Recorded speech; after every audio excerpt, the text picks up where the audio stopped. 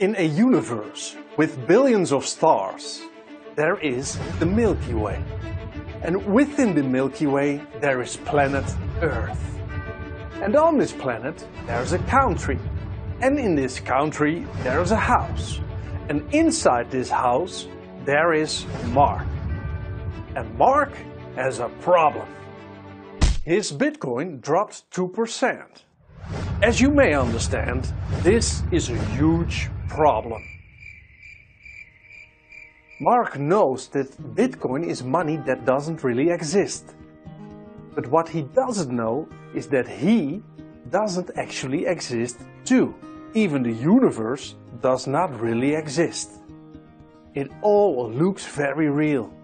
It is as if you are living in a three-dimensional world where you are an individual with free will.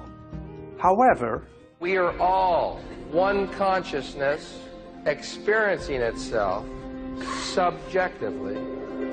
There is no such thing as death. Life is only a dream, and we are the imagination of ourselves. Non-duality means not two. It points to the idea that everything is one consciousness. Let's use Ramana Maharshi's metaphor of the wide screen. Consciousness is like the wide screen in which everything appears and disappears. So there are trees, and there are animals, there are humans, and there's even the universe. It all comes and goes. So all our thoughts, feelings and experiences are like projections on the wide screen. But the wide screen, this consciousness, will always be there and always stays untouched. All the projections, they look very real to us.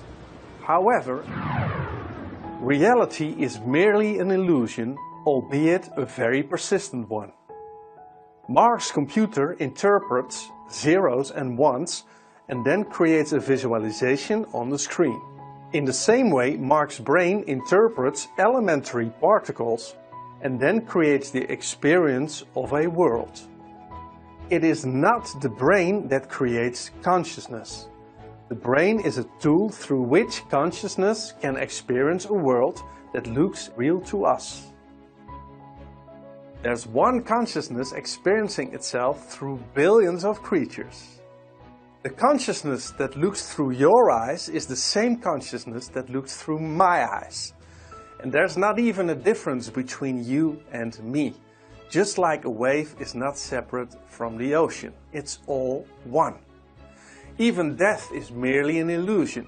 Projections come and go, but the wide screen will always be there, just like consciousness will always be there.